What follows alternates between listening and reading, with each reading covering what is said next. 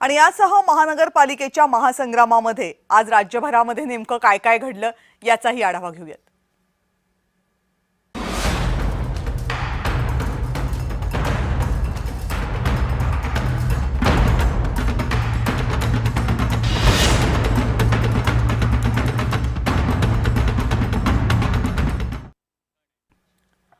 महायुतीच्या जागा वाटपाचं गुऱ्हाळ अजूनही सुरू आहे। भाजपचा प्रस्ताव शिंदेंना अमान्य आहे। मुंबईचा तिढा कायम आहे। शिवसेनेला मुंबई मनपामध्ये 80 पेक्षा जास्त जागा नाहीयेत, त्यामुळे भाजप 140 जागा लढणार, 7 जागा घटक पक्षांना सोडणार अशी महायुतीच्या जागा वाटपाची खात्रीलायक बातमी समोर आली।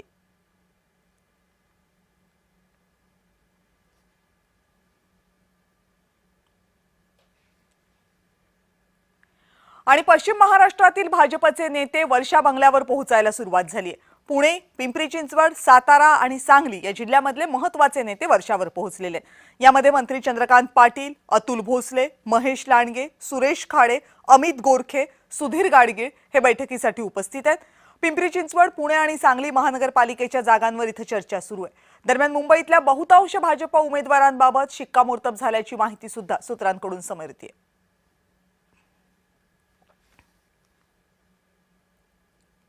आणि प्रशांत जगताप यांनी राष्ट्रवादी काँग्रेस शरदचंद्र पवार पक्षाला रामराम केल्यानंतर ते काँग्रेसच्या वाटेवर असल्याची माहिती समोर आली आहे। हर्षवर्धन सपकाळ यांना फोन करून विनंती केल्याची माहिती समोर आली आहे।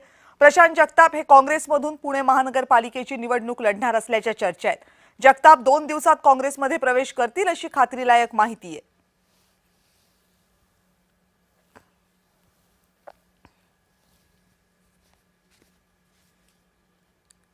आणि ठाकरे बंधूंच्या युतीच्या घोषणेवेळेस राज ठाकरे यांनी मुसलमान प्रश्नावर मुख्यमंत्री देवेंद्र फडणवीस यांच्यावर टीका केली होती।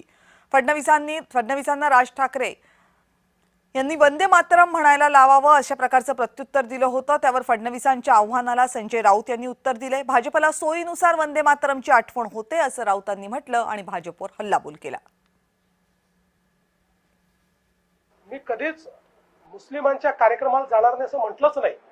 मी यापूर्वी गेलो आणि पुढेही जाईल। प्रश्न हा आहे की ते ज्यांच्या सोबत बसलेले आहेत त्यांच्या तोंडून वंदे मातरम म्हणून दाखवा ना। हा माझा सवाल आहे त्यांना की ज्यांचं लांगुल चालन करतायत, ज्यांचे जोडे घेऊन डोक्यावर चालतायत, एकदा त्यांना बाकी काहीच माझी माफक एवढी अपेक्षा आहे की त्यांनी वंदे मातरम म्हणावं। वंदे मातरम तर आम्ही म्हणतोच। वंदे मातरम तुम्ही कधी म्हणायला लागलात? देशाच्या स्वातंत्र्य लढ्यात तुम्ही वंदे मातरम म्हटला नाही। स्वातंत्र्यानंतर 50 वर्ष तुम्ही वंदे मातरम म्हटला नाही। आता राजकीय अपरिहार्यता म्हणून तुम्हाला वंदे मातरमची आठवण झाली।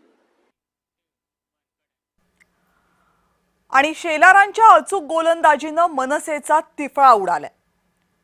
शेलारांनी मनसेवर हिंदुत्व, मराठी माणूस आणि विकास या मुद्द्यांवरून टीका केली। संदीप देशपांडेंनी क्रीज बाहेर जाऊन टीका, आशिष कुरेशी मुंबईला लागलेली बुरशी अशी टीका केली।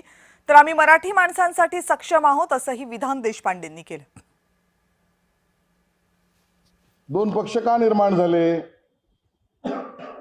याचं उत्तर मराठी माणूस राज ठाकरेजी आणि उद्धव ठाकरेजी तुमच्याकडनं विचारतोय।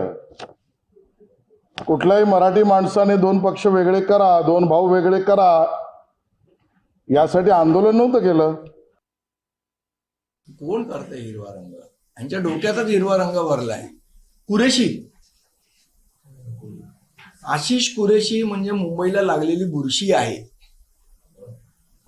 कुरेशींनी आम्हाला शिकवू। आणि मला एक सांगा, जेव्हा राजा अकादमीचा मोर्चा निघालेला हुतात्मा चौकाचे आपल्या आझाद मैदानाच्या इथे, त्यावेळेला ज्या पद्धतीची त्यावेळेला कुठे होते हो यांचे हिंदुत्ववादी?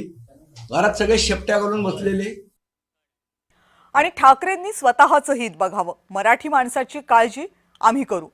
मंत्री संजय शिरसाट यांनी उद्धव ठाकरे यांच्यावर टीका केली।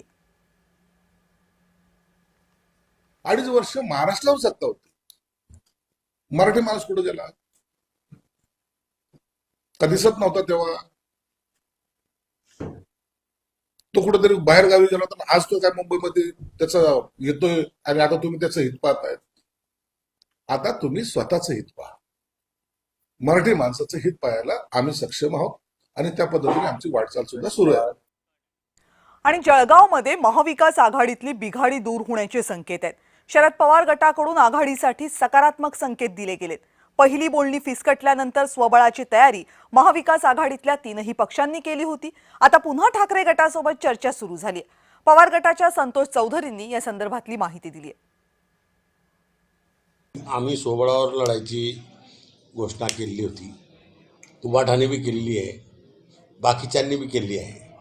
परंतु माझं मत थोडा मी तेव्हा इच्छात होतो, कशात, नगरपालिकेच्या गडबडीत होतो.